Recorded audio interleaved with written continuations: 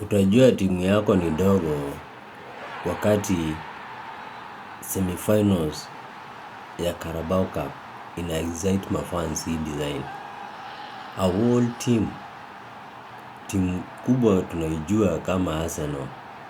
Yaani they have thrown their heart on the pitch to celebrate winning a semifinal. Kuingia tu final peke yake ya Carabao Cup, of which it is not guaranteed that watawin hiyo finals.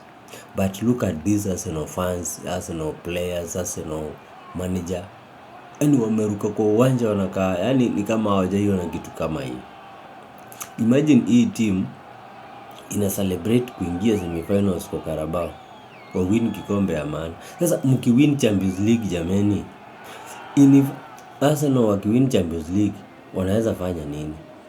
Kama hii ni Carabao inawa-excite hivi na ni semifinals tu, hamjabeba na mkiwin Champions League. Bana, Arsenal wenyewe mmeteseka. Arsenal wameteseka ndugu zangu.